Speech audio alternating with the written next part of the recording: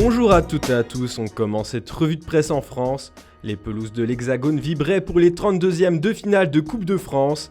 Et comme tous les ans, on a le droit à des exploits et des petits poussets pour qui on a une affection particulière. Le journal L'Équipe met en lumière l'équipe de Bergerac. Les pensionnaires de National 2 ont fait tomber Metz au tir au but après une rencontre très serrée 0-0. Papé Matar Sarr a manqué son pénalty pour les Grenats alors que les 5 tireurs adverses ont trouvé la cible. Le républicain lorrain est déçu que l'équipe de la région ne soit pas parvenue à se qualifier. L'équipe félicite aussi l'Inas Montelli qui réussit l'exploit de battre un club de Ligue 1, Angers. Le club de l'Essonne, qui évolue en National 3, a battu le 9e de Ligue 1 2-0. Un doublé de l'attaquant guinéen Pascal Leno a permis à son équipe de réussir l'exploit malgré les 4 divisions d'écart. Le SCO sorti par plus petit que lui, résume le Courrier de l'Ouest. Le quotidien régional présente aussi que Cholet était tout proche de battre l'OGC Nice. Mais ce sont bien les Aiglons qui se sont qualifiés sur le score de 1-0. L'Olympique de Marseille a fait le job en Coupe de France pour la Provence. Les Phocéens se sont largement imposés 4-1 contre Canet-Rocheville. Milik a inscrit un triplé. Ils se sont tout de même fait peur en concédant le premier but du match. Pour le Paris Saint-Germain, ce fut une promenade de santé. Le club de la capitale était opposé aux amateurs de Feigny-Aulnois.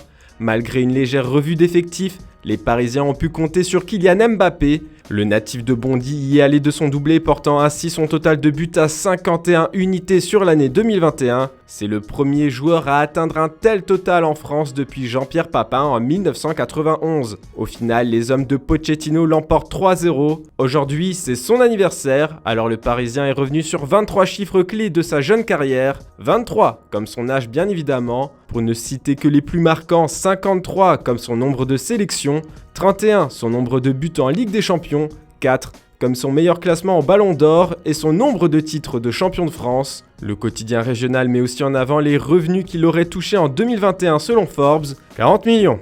Ce serait le footballeur tricolore le mieux payé cette année, revenus sportifs et annexes confondus. Quittons les mathématiques et revenons-en au football. En Espagne, le Real Madrid s'est enfin fait stopper en championnat. La Casablanca n'a pas trouvé la solution ce dimanche soir face à Cadix 0-0. Du colmatage pour le journal Marca. Dominateur tout au long de la rencontre, les hommes de Carlo Ancelotti se sont heurtés à un bloc adverse bien regroupé dans sa moitié de terrain. Madrid s'en mêle, titre ce matin AS. Les merengues voient ainsi leur série de 10 victoires consécutives, toutes compétitions confondues, s'arrêter net. Le quotidien espagnol présente également en une que le Real Madrid se sent prêt à accélérer le recrutement de 2 stars, Kylian Mbappé et Erling Haaland. Selon le journal madrilène, Dortmund confirmerait que Madrid veut négocier avec le Norvégien. Les dirigeants de la Casablanca se disent aussi rassurés des derniers propos de Leonardo sur la non-prolongation de Mbappé au PSG. En Catalogne, un référendum a été organisé sur le site du FC Barcelone.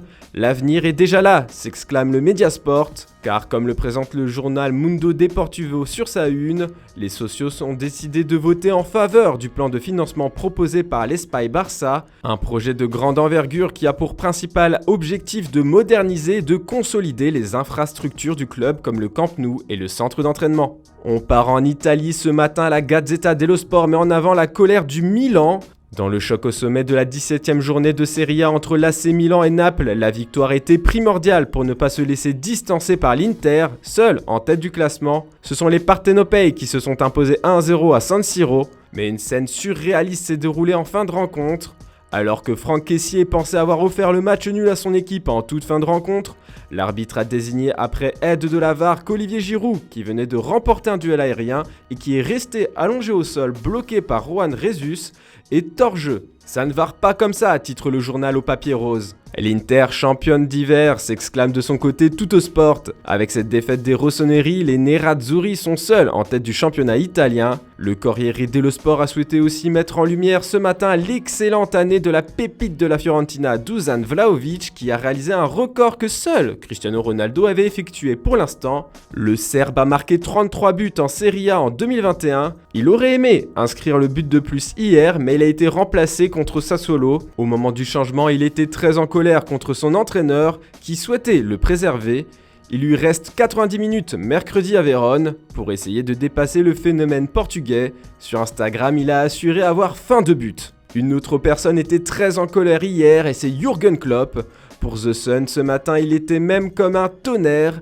Pendant le match opposant les Reds de Liverpool aux Spurs de Tottenham 2-2, Harry Kane a taclé violemment Robertson.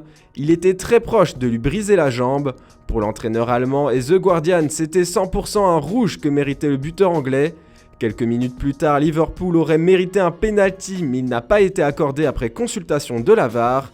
Robertson, lui, a été expulsé. Son carton jaune a été transformé en rouge après que la VAR a conseillé à l'arbitre de vérifier la faute de Robertson sur Emerson. Avec un solide jeu de mots, le Daily Mirror assure que la VAR était une farce hier. Même Antonio Conte s'est plaint de l'arbitrage. Le coach de Tottenham a remis en question la décision d'accorder le deuxième but de Liverpool après une faute de main de Mohamed Salah. Le Daily Mail se demande de son côté s'il n'y a pas eu un traitement spécial pour Harry Kane, capitaine de l'Angleterre. On termine avec le coup de gueule de Thomas Tuchel qui fait la une des tabloïds anglais. Pour l'entraîneur de Chelsea, il est temps d'arrêter la Première Ligue comme le relaie le Daily Express. Il s'est exprimé après le match nul 0-0 de son équipe contre les Wolves, les Blues n'ayant pas réussi à convaincre la Première Ligue de reporter le match. L'entraîneur allemand a déclaré que Chelsea voulait que le match d'hier soit annulé en raison de 7 cas positifs de Covid dans son équipe. Le Daily Telegraph a révélé qu'en interne, Thomas Tuchel était furieux que son équipe soit forcée de jouer. Les clubs anglais se réuniront aujourd'hui pour discuter de la meilleure façon de lutter contre le Covid. Le Daily Mirror rapporte également que les Blues pourraient ne pas se présenter à Brentford mercredi. Voilà, c'est tout pour ce lundi. On se retrouve dès cet après-midi pour le premier JT Foot Mercato de la semaine. Bonne journée à toutes et à tous.